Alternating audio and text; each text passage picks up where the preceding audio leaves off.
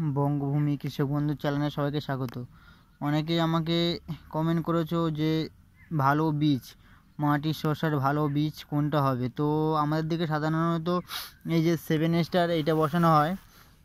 এই 7 স্টারের এটা হচ্ছে রিসার্চ করা হয়েছে, তো রিসার্চ রকেট স্টার প্লাস। তো আমি এদিকে আমার আগের শসা গাছ দেখেছো, আমি এইটাই এইদিকে বসিয়েছি। এটা কিন্তু 45 দিনে ফল, তো 42 দিন থেকে ফল তুলতে পারবে। গাছ কিন্তু খুব এখনও ভালো আছে, আমি কিন্তু অনেক দিনই ফল তোলা হয়েছে।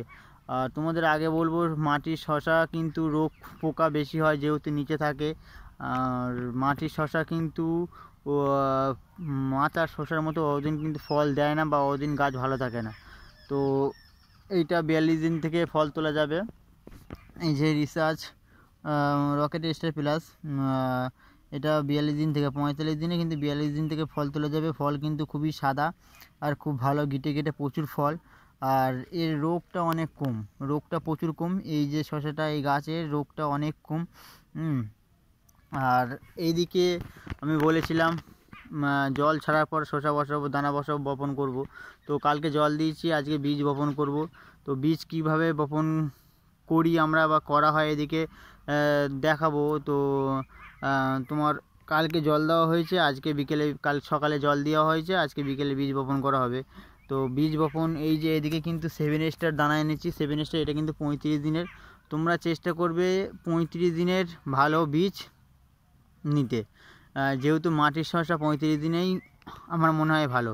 তো আমাদের এই যে লুজ দানা এখানে পাওয়া যায় 7 স্টার, দানাগুলো কিন্তু খুব ভালো। দেখো একদম একটাও মানে খারাপ দানা নেই, সব ভালো দানা, খুব সুন্দর সাদা, একদম ভালো দানা, সব দানাই ভালো। তো আমাদের এখানে লুজ দানা পাওয়া যায়, দাম এমন কিছু বেশি না, 100 গ্রামের দাম 600 টাকা। তো যাই হোক, এই দানাটা আমাদের এদিকে সবাই 35 থেকে 40 দিনের মধ্যে এই দানাটাই কিন্তু, মানে এই শস্যটাই কিন্তু আমাদের এদিকে সবাই মাটিতে চাষ করে, আর আমিও করি। তো এই দানাটা এইদিকে বসানো হবে। তো কীভাবে বসানো হবে দেখাবো। তো এমন কিছু সমস্যা নেই দানা বসানো। আর সঙ্গে কিন্তু এই যে ফরন কিন্তু নিতে হবে সঙ্গে, দানার উপরে না দিলে কিন্তু পিঁমড়েতে খুব উৎপাত করে, আমাদের দিকে পিঁমড়ে আছে। তো তোমরা চাইলে দিতেও পারো, যদি পিঁমড়ে বা কোনো পোকা উপদ্রব না থাকে তো না দিতেও পারো। আর চাইলে কিন্তু তোমরা গোবর সারও ওপরে দিতে পারো, বা মুরগির যেটা পায়খানাটা হয় সেটাও তোমরা দিতে পারো। তো আমি যেভাবে বপন করি, এই যে খুপি আছে, খুপিতে 4 থেকে 5টা দানা দেবো। দানা দিয়ে এই যে ফরনটা আছে, এটা একটুখানি করে, এরকম উপরে দিয়ে দেবো। উপরে দিয়ে যাতে পিঁমড়ে কোনো কিছু যাতে কিছু না করে। এটা দেওয়ার পরে উপরে যে এই যে মাটি আছে, এই মাটি হালকা করে এরকম দিয়ে দেবো। ব্যাস, এতেই হয়ে যাবে। এইভাবে কিন্তু আমি পুরো জমিটা বীজ বপন করব। তো আমার ওইদিকে ছিল তোমার 7 কাঠা, এদিকে গাছ 7 কাঠা আছে। আমার কিন্তু ফল তোলা অনেক দিনই হয়ে গেছে, বা প্রতিদিন ফল উঠছে, এখনও পর্যন্ত একভাবেই ফল উঠে যাচ্ছে। আর এদিকে কিন্তু 5.5 কাঠা হবে, 5.5 কাঠা থেকে 6 কাঠা হবে। এইদিকে এটা একটু বড়, এদিকেটা একটু ছোট আছে। তো যাই হোক, তো এইভাবে বীজ বপন করা হবে। তোমরা এর উপরে পারলে তোমরা গোবর সারও দিয়ে দিতে পারো, এই উপরে গোবর সারও দিয়ে দিতে পারো, কোনো অসুবিধা নেই।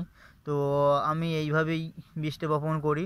তো এইভাবে বীজ বপন তোমরাও করতে পারো, তোমাদের যেটা সুবিধা হবে তোমরা সেভাবে করে নিও।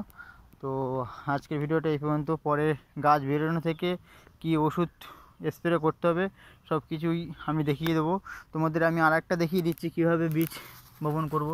এই যে খুপি আছে, এইটা খুপি, এখানে 4 থেকে 5টা দানা দিয়ে দেবো। এইভাবে 4 থেকে 5টা দানা এইভাবে দিয়ে দেবো, 4 থেকে 5টা দানা। আর এই যে ফরনটা আছে, ফরনটা আমি ছড়িয়ে দেবো যাতে কোনো পিঁমড়ে কোনো অসুবিধা না করে। আর এই যে মাটি, হালকা ঝুরঝুরে মাটি, এই উপরে এইভাবে শুধু ফেলে দেবো, ব্যাস, তাহলেই হয়ে যাবে, আর কিচ্ছু করতে হবে না। এই ঝুরঝুরে মাটি এইভাবে উপরে শুধু ফেলে দেবো, ব্যাস, এতেই হয়ে যাবে। এইভাবে কিন্তু পুরো জমিটা বপন করা হবে আজকে।